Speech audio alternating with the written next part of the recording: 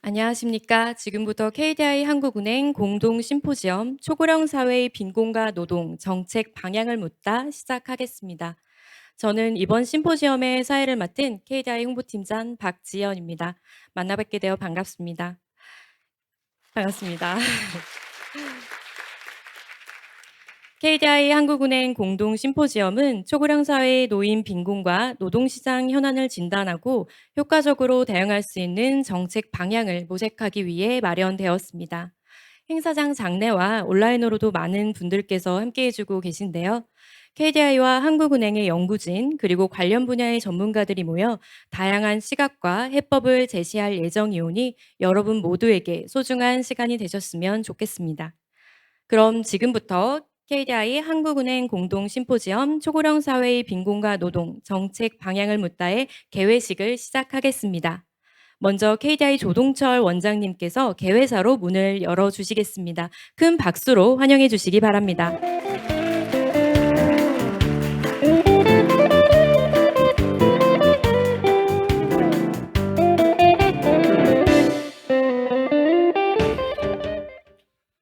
안녕하십니까. KDI 원장 조동철입니다. 오늘 심포지움에 참석해 주신 모든 분께 감사의 말씀을 드립니다. 특히 본 심포지움을 함께 기획한 한국은행의 이창용 총재님을 비롯한 관계자 여러분, 세종까지 내려오시느라고 고생 많으셨습니다.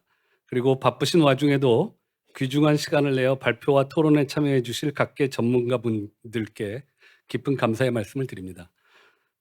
주지하다시피 지난 반세기 동안 우리는 급속한 경제 성장으로 전 세계에 깊은 인상을 남겼습니다. 대부분 선진국이 100년에 걸쳐 이룬 성장을 우리는 불과 30년 만에 성취했으니까요. 그러나 최근에는 화제의 중심이 고령화로 옮겨가고 있습니다. 많은 선진국에서는 고령화 사회에서 초고령 사회로 이전에 100년가량 소요되었습니다마는 우리나라에서는 단 24년 만인 작년에 초고령 사회로의 진입을 마무리했습니다. 이처럼 급격한 인구 구조 변화는 잠재 성장률의 하락 등 우리 사회 전반에 근본적인 문제들을 제기하고 있습니다. 그중 하나가 오늘의 첫 번째 주제인 노인 빈곤 문제입니다. 생활을 유지하기 어려운 고령층에게 기존 사회 안전망은 충분하지 않을 것입니다. 그러나 빠르게 감소하는 청장년층 세대에게 급속히 증가하는 고령 인구에 대한 부양 부담을 한없이 늘릴 수도 없습니다. 그나마 40%를 넘나들던 노인 빈곤율이 하향 추세를 보이고 있고 앞으로도 하향 추세가 지속될 것이라는 전망이 다소간의 위안을 주긴 합니다.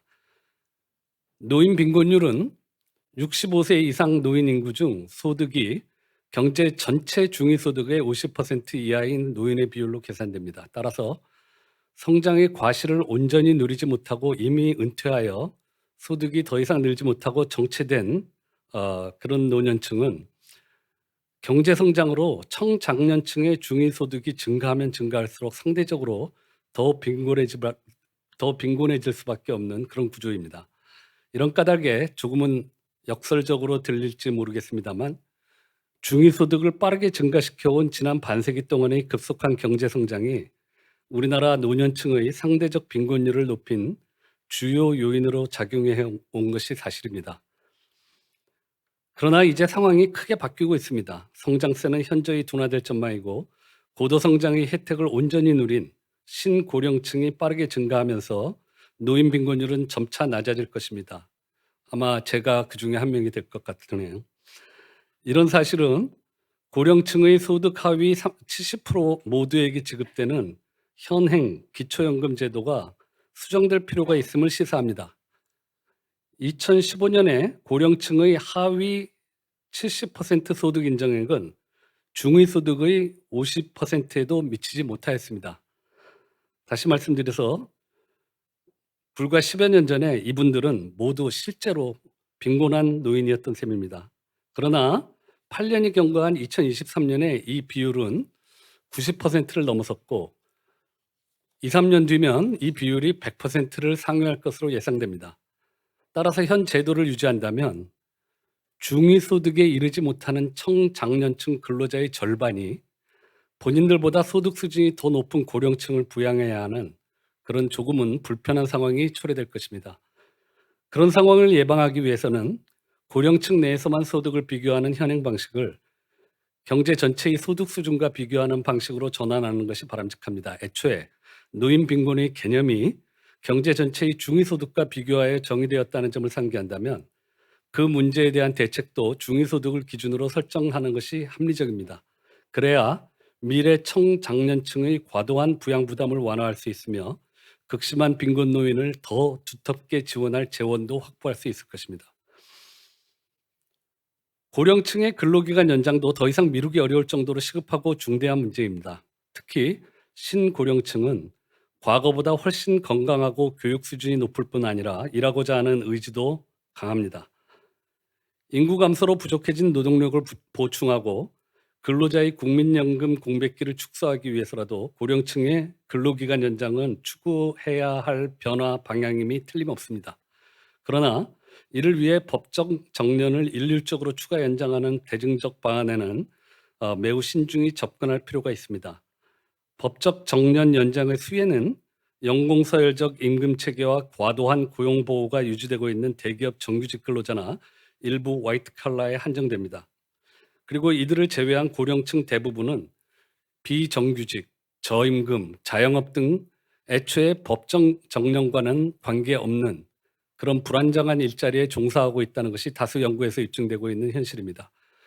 따라서 현재의 노동시장 경직성을 유지한 상태에서 추진되는 일률적 정년 연장은 수혜자가 되기 어려운 대다수 중장년 및 여성 근로자의 조기 퇴직, 그리고 청년 신규 채용의 축소를 초래하여 사회 갈등을 증폭시킬 가능성이 큽니다. 이런 점을 감안할 때 퇴직 후 재고용과 같이 조기 퇴직 구조를 완화하는 방향의 정책 대응이 우선적으로 추진될 필요가 있고, 법적 정년 연장은 노동시장 이중구조 해소와 연계하여 점진적으로 추진하는 것이 바람직해 보입니다.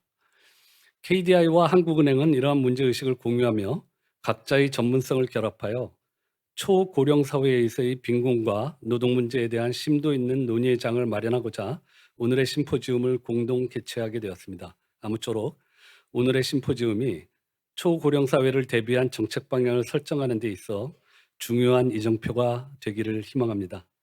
다시 한번 참석해 주신 모든 분께 감사의 말씀드립니다. 감사합니다.